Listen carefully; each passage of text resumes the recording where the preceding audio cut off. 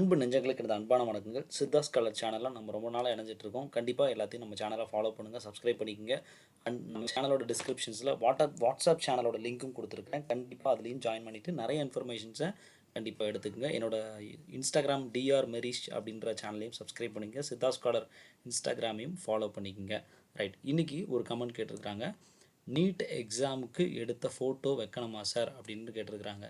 So இது கண்டிப்பாக இதுக்கான பதில் ப்ரௌச்சர்லேயே நம்ம பார்த்துருவோம். ஏன் நம்ம போய் வாய் வழியாக சொல்கிறத விட உங்களுக்கு அதாவது ப்ரௌச்சரில், அதாவது ப்ராஸ்பெக்ட் ஃபார் கவர்மெண்ட் சீட்ஸ் அந்த ப்ரௌச்சர் இருக்கு இல்லையா. ஏன்னா இப்போ ப்ரௌச்சர் பேஜ் நம்பர் தான் வேறுபடுமே ஒழிய இன்ஃபர்மேஷன்ஸ் எல்லாமே ஒன்று தான், சரியா.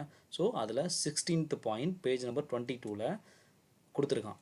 Same passport size photograph which was uploaded in NEET UG examination must be affixed in the filled application form. அதாவது NEET UG 2024 எக்ஸாமினேஷனுக்கு நீங்கள் என்ன ஃபோட்டோகிராஃப் கொடுத்தீங்களோ அதே ஃபோட்டோகிராஃப் தான் அப்ளிகேஷன்லேயும் ஒட்டப்பட வேண்டும்.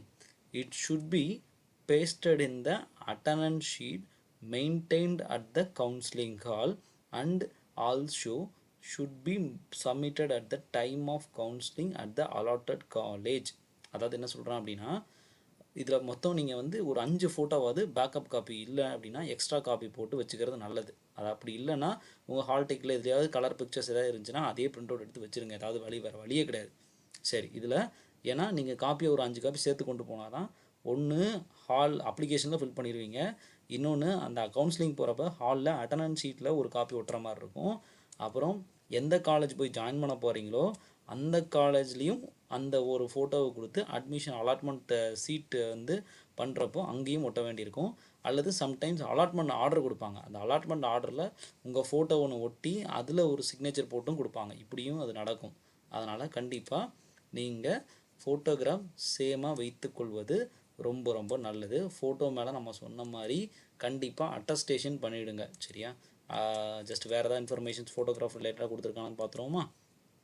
ரைட், அதான் செல்ஃப் அட்டஸ்டேஷன் மட்டும்தான் கொடுத்துருக்கான். ஃபோட்டோ மேலேயே செல்ஃப் அட்டஸ்ட் கண்டிப்பாக பண்ணிவிடுங்க. இது மட்டும்தான் இதில் முக்கியமான விஷயம். ஸோ இப்போதைக்கு இது ஃபைனலைஸ் ஆகுது. ஃபோட்டோ நீட்டில் நீங்கள் கடைசியாக எழுதின நீட்டில் என்ன ஃபோட்டோ கொடுத்தீங்களோ அதுதான் ரொம்ப முக்கியம். ஸோ அதனால் அதை மறந்துடாதீங்க. தேங்க்யூ. கண்டிப்பாக சப்ஸ்கிரைப் பண்ணுங்கள். நிறைய இன்ஃபர்மேஷன் காத்திருக்கு. நண்பர்களுக்கும் ஷேர் பண்ணுங்கள், சப்ஸ்கிரைப் பண்ணிங்க. வாட்ஸ்அப் சேனல்லையும் கண்டிப்பாக டிஸ்கிரிப்ஷனில் இருக்குது, கண்டிப்பாக ஃபாலோ பண்ணிங்க. தேங்க்யூ.